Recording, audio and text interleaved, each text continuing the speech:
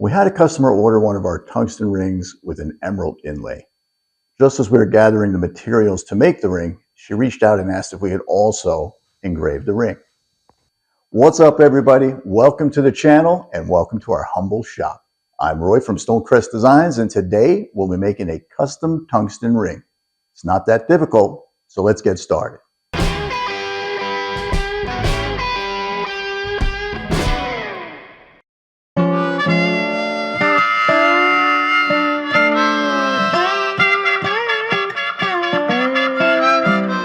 Okay, so the first thing we're going to do is grab a shiny new ring blank and head on over to our laser. Right here behind me is a 30-watt fiber laser. I purchased this machine with the intent of engraving the rings, but I can tell you after 6 years it's been quite a rabbit hole. Don't get me wrong, I'm not sorry I purchased a fiber laser. In fact, I love my fiber laser. But if you're thinking of buying one of these things, there's a few things you got to know. First, you don't just buy one and start marking. There's a bit of a learning curve. I have 2 resources for learning this machine that helped me a lot, and believe me, I've got quite a bit more to learn. The first one is called Laser Everything.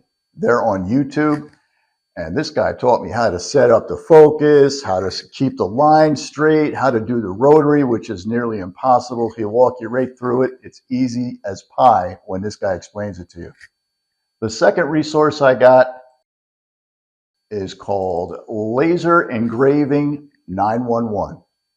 Now this guy here, I'm not sure if he owns his own laser company or some sort of a business, but he seems to be very knowledgeable and he taught me quite a bit. And this is where you get stuck in that rabbit hole, because if you watch somebody like this, you're going to want to use this machine to make more things than you could possibly sell.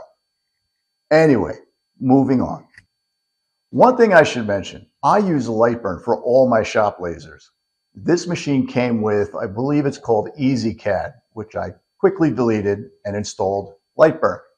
My resource for Lightburn is absolutely the Louisiana hobby guy. I don't know if he's actually from Louisiana. I think his name is Rich, but he will explain Lightburn. You'll learn more about Lightburn. You can actually use Lightburn almost like Adobe Illustrator when you get good at it. And this guy is pretty much the master of all things Lightburn. Anyway, all that being said, let's get back to our ring. So before we position our ring blank on the rotary, we need to take a quick inside measurement. Once we have that measurement, we need to get in a Lightburn and enter it into the rotary tool window like this. Okay, with our diameter entered, we can now place our ring onto the rotary. Okay, so I'm going to share my parameters for those of you with a 30-watt machine. If you don't have a 30-watt machine, this is just not going to matter because it's not going to line up at all. I run 3 passes, 2 fills and a line. The fills are 2.0 speed, that's in seconds, with a power and frequency of 55. Simple and easy. I also set my lines per inch at 313.97. Again, if you've got a 50-watt machine or a 75-watt machine, none of these parameters are going to work for you at all. All right, so with our ring blank completed, I think that looks pretty decent. Love you more in brush script for our customer. We're going to head over to our lathe and start to do our opal inlays.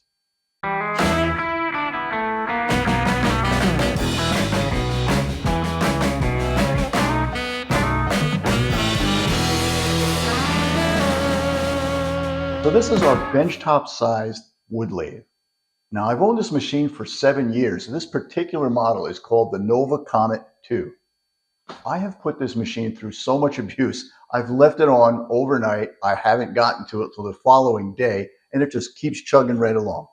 Now there's not much to this machine. So unlike our fiber laser with all those crazy parameters, we've got a simple on and off switch, a variable speed control, a reverse and forward directional switch. We've got a DC motor right here that drives a belt and spins a shaft. That's all there is to this machine. Okay, so let's get our ring blank onto the machine. All right, once the blank is secured onto our ring mandrel, I like to clean the inlay channel with just a bit of alcohol to ensure total adhesion. So now we can start laying out our materials. I use a lab-grown opal available on Etsy for all my inlays. The opal's available in fine, medium, and coarse sizes. For my purposes, I order fine and medium. To start our inlay, I use a small amount of thick CA glue. I then fill it with a fine opal. Once it's spread evenly, I'll add the medium opal over top and maybe just a little bit more CA. I'll use a small amount of accelerator to speed things along and eventually go all the way around the ring. I will say this, don't overdo it with accelerator. If you use too much accelerator, it dries too fast and you get those white blotches and it just ruins the ring. You've got to start all over again.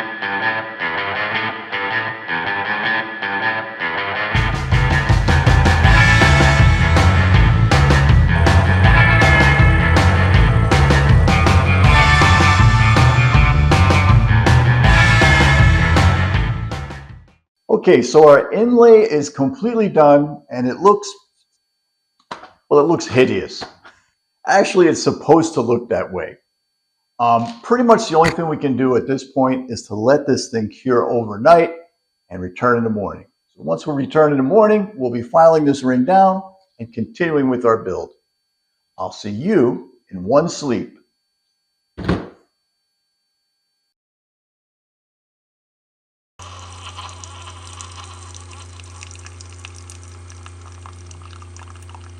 Okay, so we're back at the lathe and our ring has been curing overnight. Now if you check the bottle of our CA glue here, it claims to cure in 5 to 10 seconds time. But if you try to file or cut this stuff without waiting at least 8 to 10 hours, there's a good chance you're going to fracture your inlay or just plain chunk out your ring. Do yourself a favor, just wait for the cure. All right, so the very next thing we're going to do is file the ring flat. And the reason we're going to do this is to remove any rough spots that may fracture or chunk out during our next step, which is turning and cutting the ring.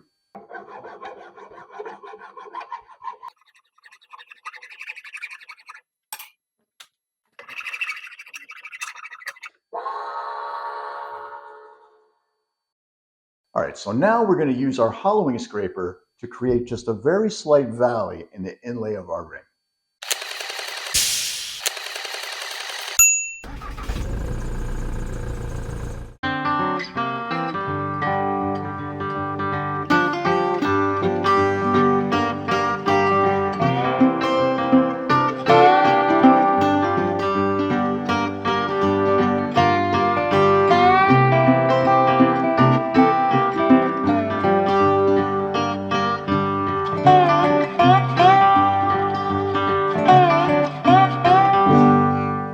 So now we've created a very slight valley in our inlay.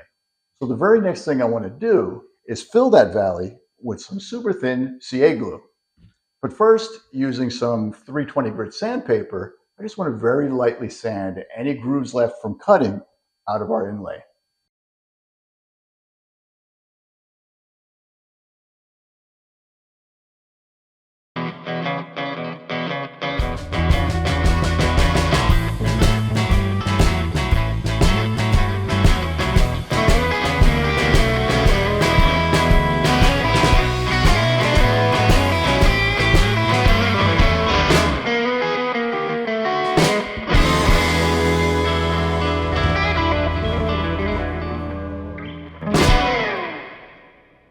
So with our inlay filled, it's time for the final cut.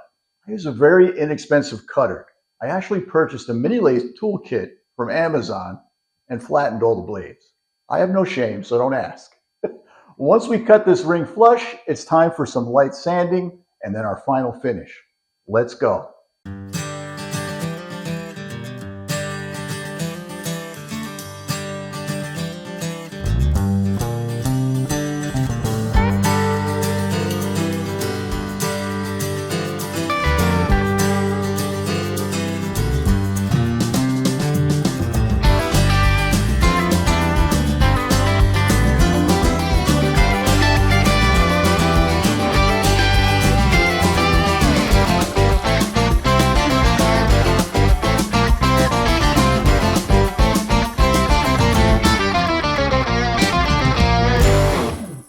All right, guys, this just about wraps this one up.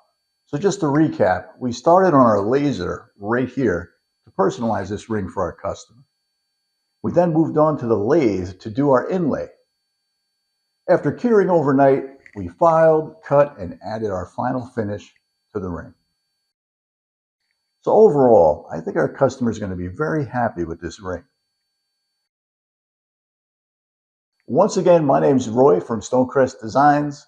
Thanks for stopping by, and I'll see you in the next one.